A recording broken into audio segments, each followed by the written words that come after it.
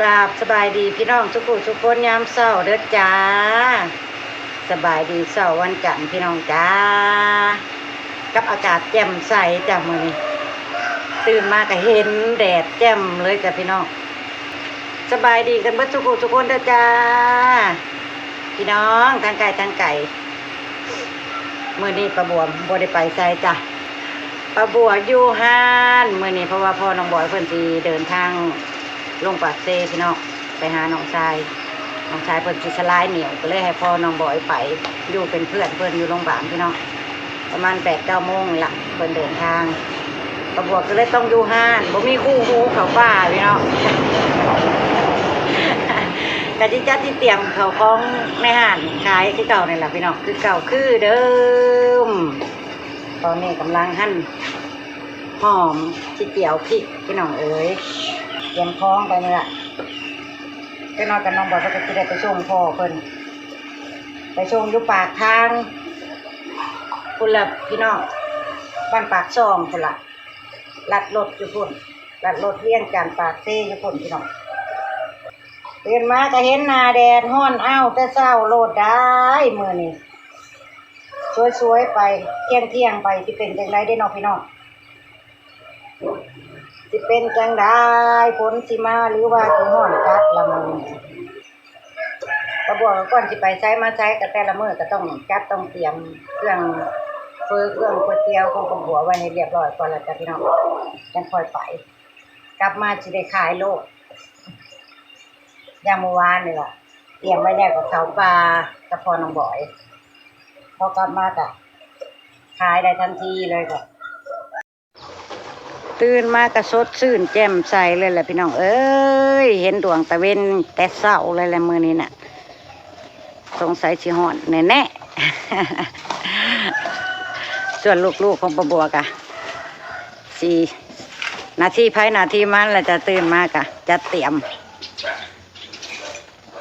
น้องบอยสบายดีตายแล้วสบายดียามเช้าลูกหลาเฮ็ดหยังนี่ กวดขยะจูด กวาดกระยาจูดน้องบอยกะสิปัดกวาดซอยแม่ทำความสะอาดหน้าห้านประมาณนี้แหละพี่น้องเก็บเหยียบเลยลูกเหยียบไว้คายอันนี้คายได้พี่น้อง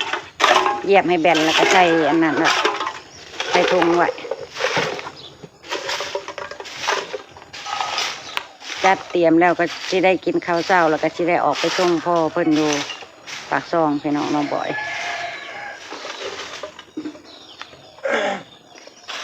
ส่วนน้องบิ๊กยังเข่าห้องน้ำจ้ะพี่น้องเดี๋ยวสิให้พี่ให้น้องเบิ่งภารกิจของเพิ่นแต่ละมื้อน้องบิ๊กแต่ตอนนี้เพิ่นยังเข่าห้องน้ำอยู่จ้ะพี่น้องจ๋าโอ้ยชวนพ่อน้องบอยเตรียมเดินทางพี่น้องสบายดีพ่อแม่พี่น้อง เตรียมเดินทางลงปากเซจ้า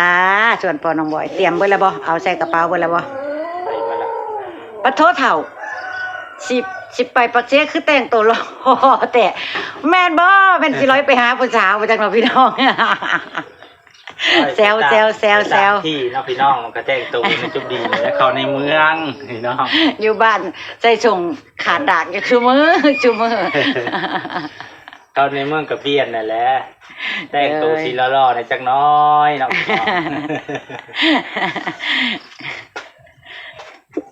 ปะคำยังบอกออกมาแต่ห้องน้ำบ่ยังอยู่น้ำน้อยออกมาแล้วบ่ลูกเจ้าก็เอาอันนั้นบ่ในน้องไม่ได้ฉันมะม่วงใส่กล่องจะได้เอามะม่วงอันน้ำดอกไม้ที่ปลูกไว้ให้แล้วจ้ะพี่น้องเป็นของฝากของต้อนเพิ่นเก็บไว้แต่ค่ำวานนี่แหละแล้วสิจัดใส่กล่องให้พ่อน้องบอยถือไปฝากลานสาว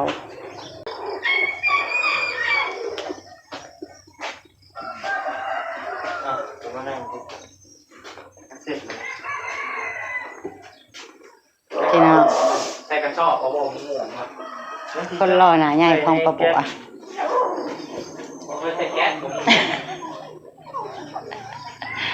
ลูกตื่นมาแล้วก็ทักทายป้าลุงลู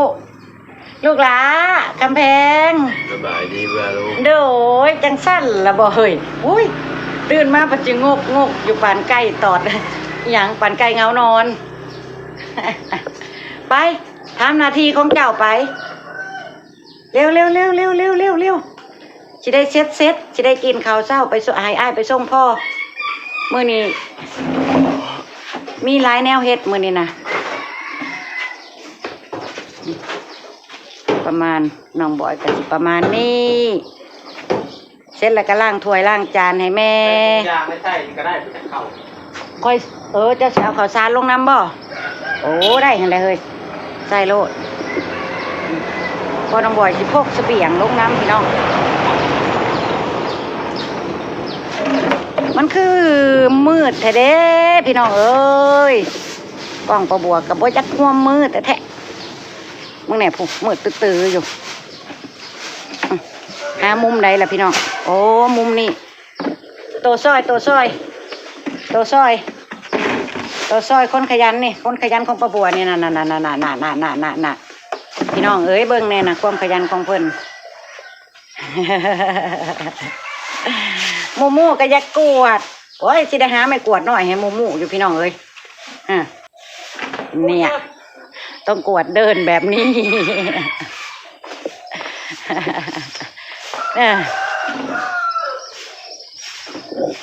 ดูหมู่พี่น้อง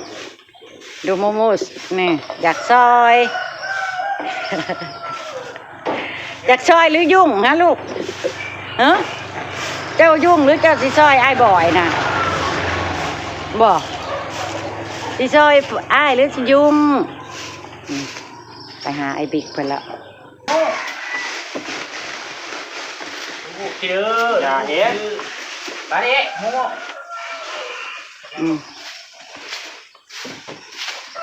สิประมาณนี้พี่น้องซองไอ้น้องตื่นมากะส่วนแม่ก็สิเตรียมน้ำก๋วยเตี๋ยวปรุงน้ำก๋วยเตี๋ยวเตรียมพริกเตรียมกระเทียมไปประมาณนั้นแหละพี่น้องลูกก็สิทำความสะอาดอ่านให้แล้วกะล้างถ้วย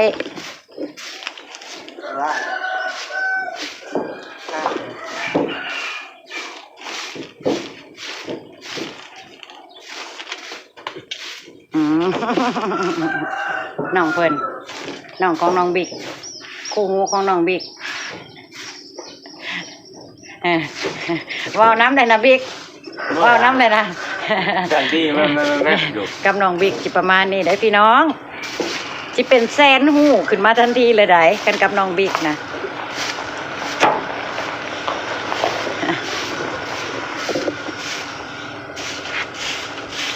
มันก็เดินนี่มันอัน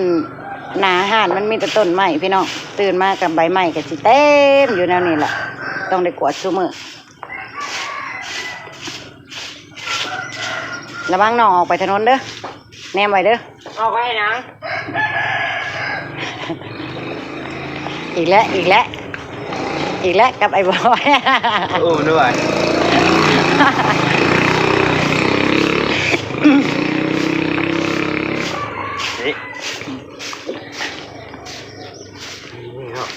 ให้เราอีโมพี่ดื้อกับไอ้บอยชีคาแรคเตอร์หนึ่งกับไอ้บิ๊กชีคาแรคเตอร์หนึ่งเลยพี่น้องมูนะมูพ่อจะไปไซส์แล้วนะเบิ้งพาไปเที่ย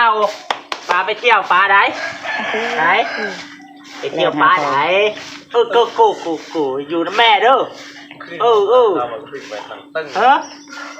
อยู่นะแม่ปะสบายดีพี่น้องผุดสบายดีพี่น้องก็ลูกสบายดีจะก่อนผุดเบิ่งกล้องเลยดูลูกเมื่อยแห้งสบายดีจ้าสวัสดีจ้ารักหนูไหมหนูรักทุกคนบอกดิลูกสบายดีคนนึงวันนี้กินขนมได้ค่ะมาสิมาตูนเขาเด้อเถอะตีดักมือนี้ต้องได้อาบน้ำให้แหละเมืองทรงอาบน้ำเลยวันนี้เปื้อนแห้งอาบน้ำเลยแดดออกแล้วอาบน้ำเลยอาบน้ำกันเด้อวันนี้ผู้ใดเด้อที่5 นาทีอาบน้ำให้หมู่น้องจุมูอาบน้ำเด้อมื้อนี้เด้อพี่น้องเด้อน้องจุมูสิโตนชามตัวได้เนาะแม่นบ่แม่น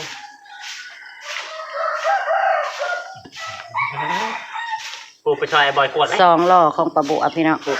ไปกวดชอยบ่อยไหม แต่ว่าหน้าใหญ่ก็หล่ออยู่ได้พี่น้องถึงสิหน้าใหญ่ก็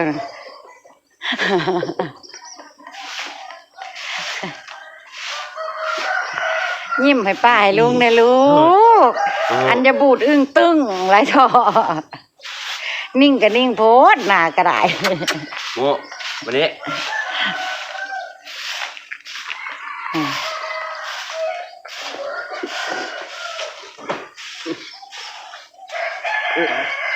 ตก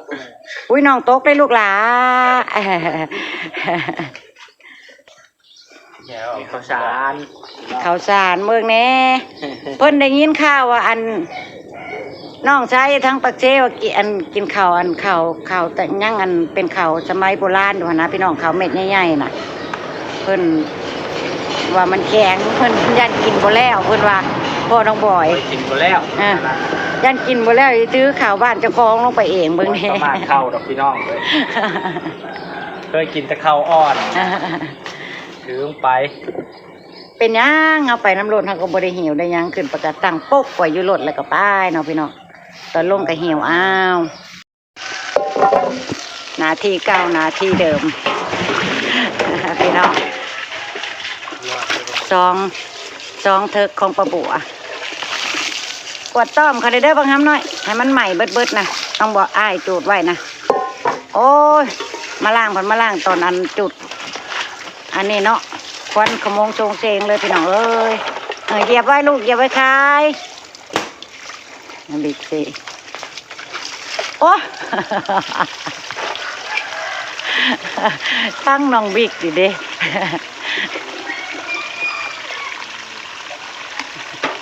ไม่กวดจุ๊ใจอ้ายเอาไปทั้งนนเนาะเมื่อวานก็ถือว่าขายดีอันดับหนึ่งถ้วยจานกระลุ่นกระมัง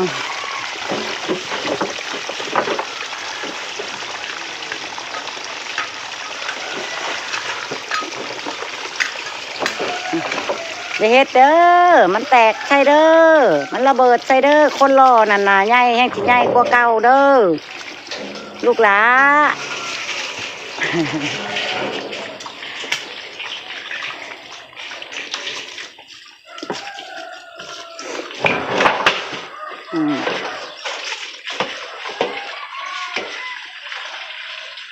น้องบิ๊กโตสูงกว่าไอ้บอยได้พี่น้อง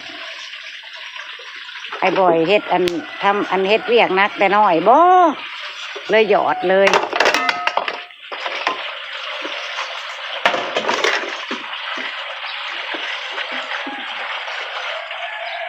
นั่งให้กำลังใจทางล่างบ่รอคิวพี่น้องรอคิวล่างล่างน้ำเปล่า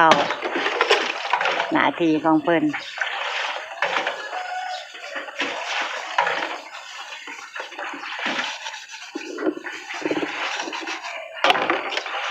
โดยพี่น้องสำหรับเช้านี้ประบอกกสิเก็บภาพบรรยากาศกิจกรรมยามเช้าไว้จำนี้ก่อนเด้อพี่น้องจ้าขอบคุณพี่น้องทุกคู่ทุกคนที่เขามาเบิ่งเขามาชมเขามาติดตามช่องแม่น้องบอยเด้อจ้าเด้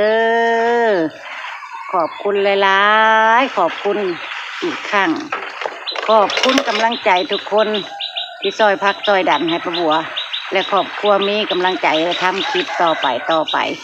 ะบัวสิบ่ท้อบ่ถอยและทำมีพี่น้องให้กำลังใจล้นเรืออยู่แบบนี้นะจ้าพี่น้องจ้าโดยประบัวก็บ่มีหยังหลายจ้าขอให้พี่น้องทุกคนมีสุขภาพแข็งแรงเฮ็ดหยังทำหยังกะลื่นไหลเด้อจ้าเด้อทำมาค้าขายกะให้ร่ำรวยปังเฮ็ดหยังทำหยังไก่ชมความมุ่งมั่นปรารถนากันทุกคนนั่นแหละจ้าร่ำรวยถือหวยกันทุกคนเด้อพี่น้องสบายดีและสวัสดีจ้าน้องบอยสบายดีป่ะลุงนี่ลูกเด้อ